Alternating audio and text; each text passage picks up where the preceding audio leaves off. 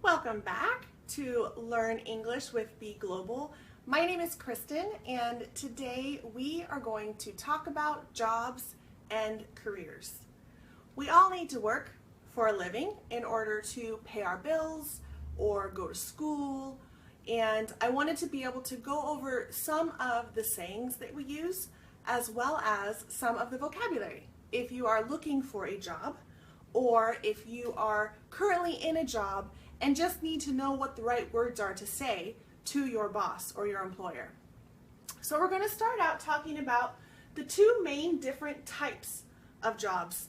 We have blue collar jobs and we have white collar jobs. Now, blue collar jobs are anything that is manual work. That's manual labor.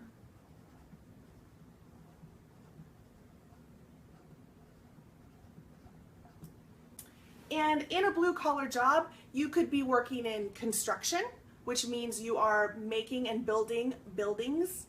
You could be working in a mine where you are looking for coal.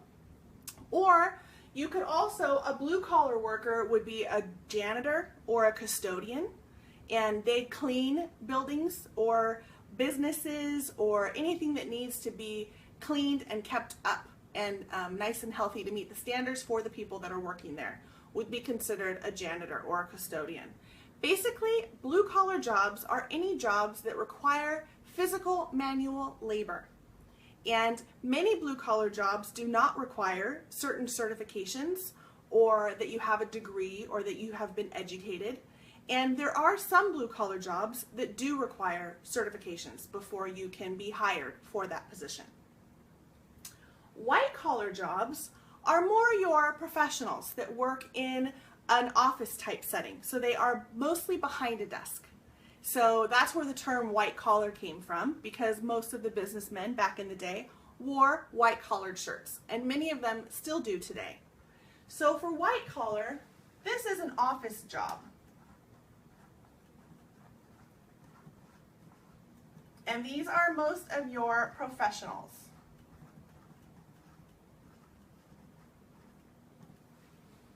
So anyone that's maybe owns a company or is an administrative assistant, anyone that works in administration, which are the main people that run a business or an organization, would be sitting behind a desk, and that would be considered a white collar job. Okay?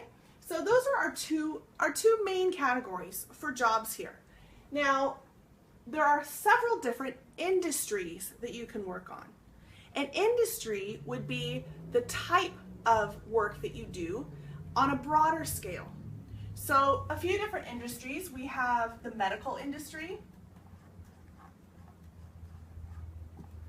and that would include anything having to do with medicine. So that could be your doctors, nurses, technicians that work in the x-ray department. Anyone that works at a hospital would be considered working in the medical industry. And there are also both blue collar and white collar positions in the medical industry, although most of them are white collar. Most of them require that you have gone to school, that you have a degree possibly from a local university, or a certification of some sort in order to work in the medical field. Another industry is education.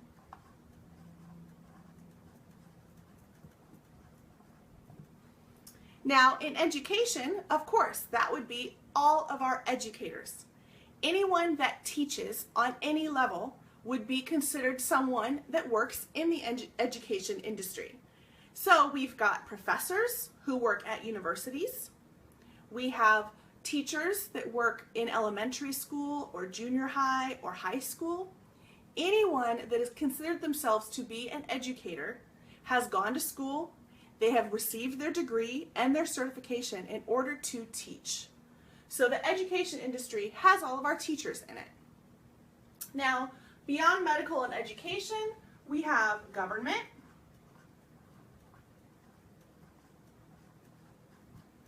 And that could be anyone that's in a political office.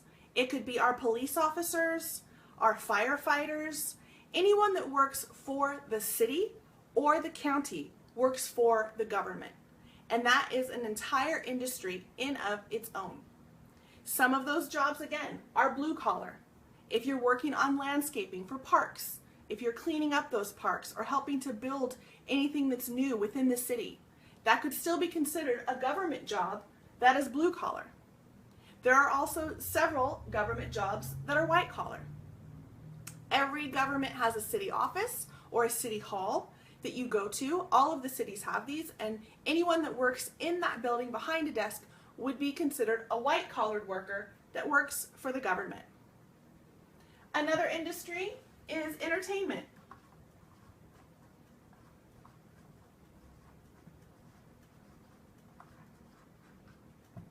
Now, here in California, the entertainment industry is huge.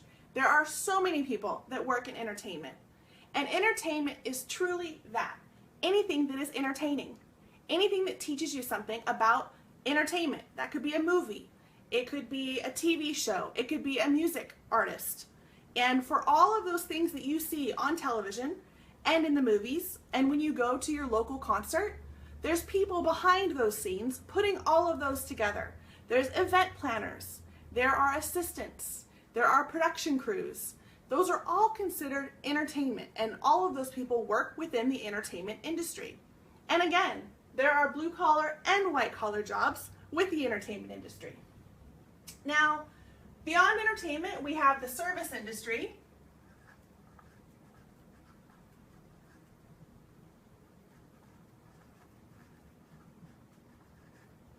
And anyone that works in service is providing a service to someone else. So hairdressers, people that style your hair, are considered working in the service industry, as well as anyone that does nails, anyone that works in a restaurant or catering. They provide a service to the people. Therefore, they work in the service industry. So now that we've gone through some of the industries and the types of jobs, what I want to talk about now is vocabulary. I think this is going to be the most important part of today's lesson, is learning the different vocabulary when you decide that you are going to go apply for a job. So when you apply, your employer is the person that you work for. Another term you may hear is boss.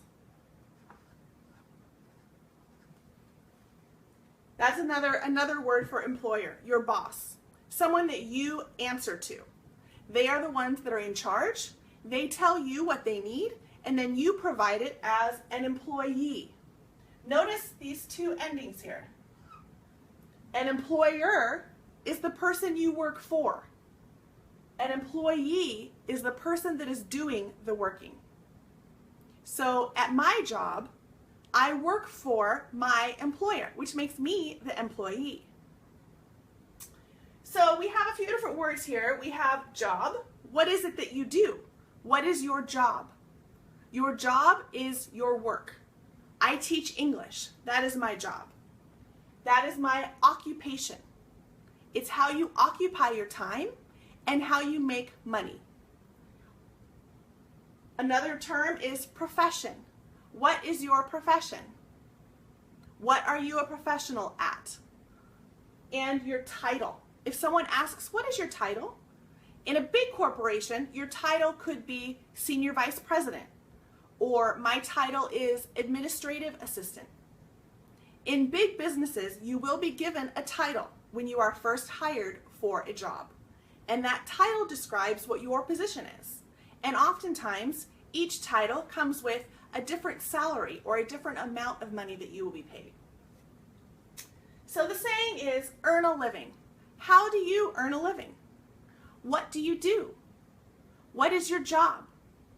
I earn a living teaching English. Or I earn a living doing hair. I earn a living being a police officer. That's how you earn a living. That's how you pay for all of your learning, all of your living expenses. So when you start to look for a job, a question that you can ask a business is, are you hiring? So when you ask, are you hiring? They're going to tell you what open jobs they have and what vacancies they need to fill. So these are any jobs that may be available for you to apply to. So you can call them up, or you can walk into the business and ask the person in charge "Excuse me, are you hiring? I'm looking for a job." Now, there's different types of jobs. There's full-time, which means typically in the United States, that's 40 hours a week. Every day, from the morning to the evening, you go to work, 5 days a week. That would be considered a full-time position. Part-time positions can vary. They can be anywhere from 2 hours a week to typically 30 hours a week. That would be a part-time position because you're only there part of the time. There are temporary positions. They may be looking to hire someone on a temporary basis. Maybe they need an assistant for only a couple of months. So it will not be an ongoing long-term job, but it'll be temporary. They may hire you just for the season. When the holidays come, often businesses will hire people just to help out for that season because they need extra help. And there's internships. Some internships are paid and some are considered unpaid. So make sure if you're looking for money because you have to earn a living, you want to make sure that if you do an internship, it is a paid internship. And with internships, typically that means that you have no experience with the position, with the title. You don't know how to do the work. So in an internship, you will go in and you will learn. You will be helping them and you will be working, but you will also be learning how to do that job the best way that you can. So internships are very valuable, especially if you are first coming out of university, because in an internship is where you're going to learn all of the ins and the outs of the business, which means all of the details, everything you need to know to learn how to do that position. And then once you learn that, you'll want to know what the salary is or the wages. What are you going to get paid for this job? So now you know that there's openings and you know that you're interested, but what does it pay? How much will I be making? Will I be able to earn a living based on what they're paying me? A salary is a set number. You're expected to work 40 hours a week. With a salary, you are paid regardless of how many hours you work, although the 40 is expected. You may stay a little bit later. You may come in earlier. You may work 60 hours some week, and you will not get paid more for those hours unless it has been agreed upon with your employer. But with a salary, you make a set number of money all the time. And unless there's a review and they decide to give you a promotion or a raise, which means you make more money, then that's the amount that you make. If you do hourly wages, then you are paid by the hour. So if you stay over in your 8-hour day and work 10 hours, you will get paid for those 2 extra hours because they pay you by the hour. Now, when you are going to get ready to do your interview and apply for a new job, they're going to want to know what your skill set is. Now, skill set is the set of skills that you have, things that you are very good at. Some people have a strong skill set in computers or in technology. That's another industry that we should add up here, is the technology industry.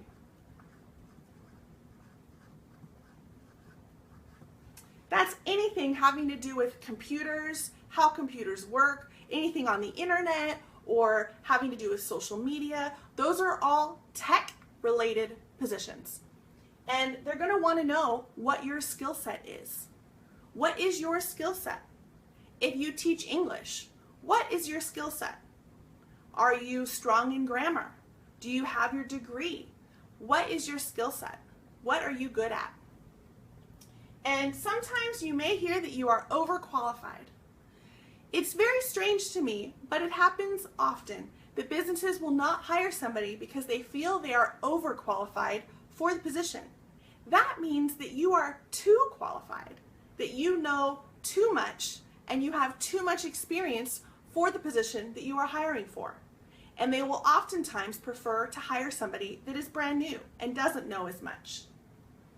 So as you get ready for the process of hiring, you will need to submit your resume or your CV.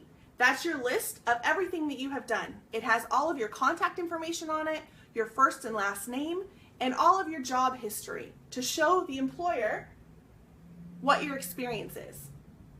There's usually an application to fill out. So you can ask, may I have an application? I want to apply for this job. And then you fill out the application. Sometimes there is a test. For several government jobs, there will be a test. So you will then have to go and take a test. And then if you pass the test, you will be asked in for an interview. And in the interview, they want to talk face to face to learn more about you. They've read your resume and your application, and they're interested in really getting to know you to see if you're a good fit for their company. At that point, you will find out whether or not they are hiring and if they're going to hire you. If you are hired, that means you get the job.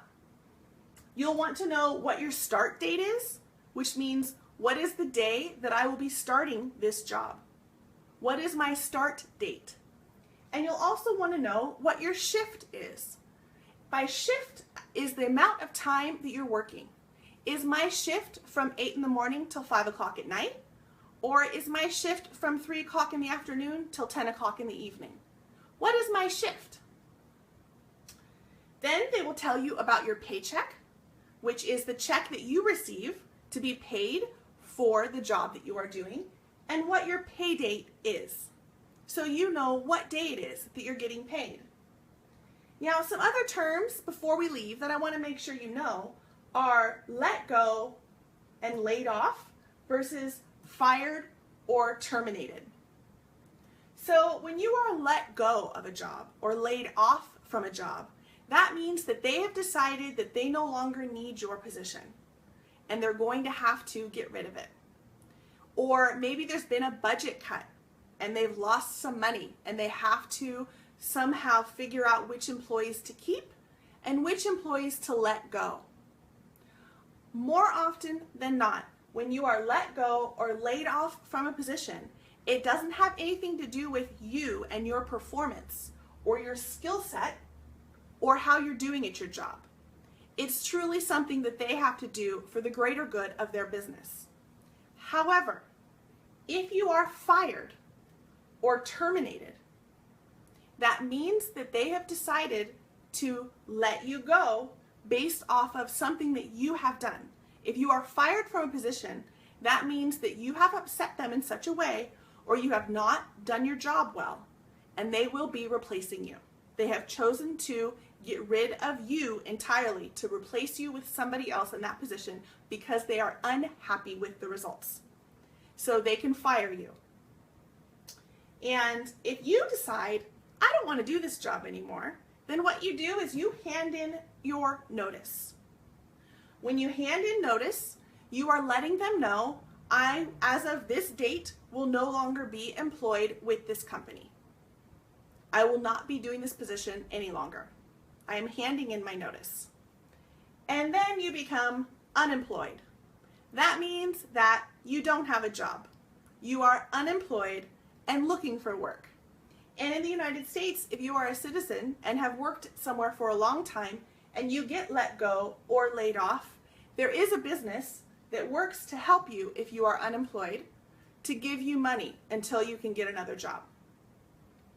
I hope that all of this has taught you a bit about the vocabulary and what we use for jobs and careers. I am excited to be able to teach with you again, and I look forward to seeing you very soon. Please be sure to subscribe to our channel here at Learn English with Be Global. Make sure that you hit that like button below and ask any questions that you may have about today's lesson. I look forward to seeing you again very soon. Bye!